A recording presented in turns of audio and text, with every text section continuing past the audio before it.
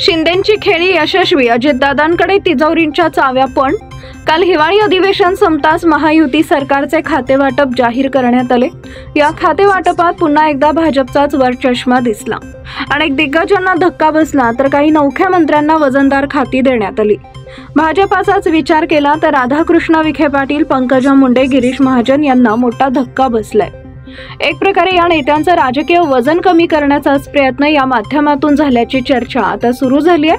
तर आता एकनाथ शिंदे यांच्या राजकीय खेळीची ही चर्चा सुरू झाली आहे. राज्याच्या तिजोरीच्या चाव्या जरी अजितदादांच्या हाती असल्या तरी खर्चाचे अधिकार मात्र शिंदेंनाच राहणार आहेत असं चित्र आहे.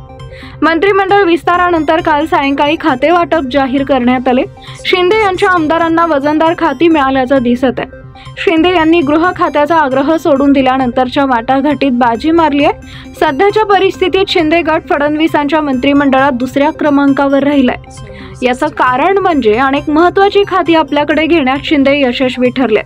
नगरविकास, गृहनिर्माण, सार्वजनिक बांधकाम तसेच MMRD, सिडको, MSRDचा ताबा शिंदे गटाकडेच राहणार आहे.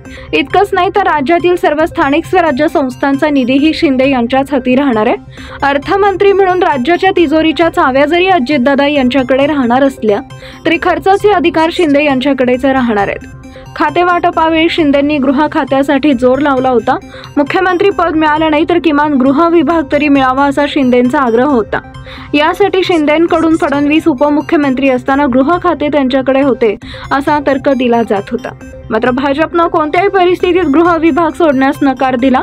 गृह खाते पाळणार नाही म्हटल्यावर शिंदेंनीही दबाव तंत्राचा वापर करत गृहनिर्माण सारखे वजनदार खाते पदरात पाडून घेतलंय.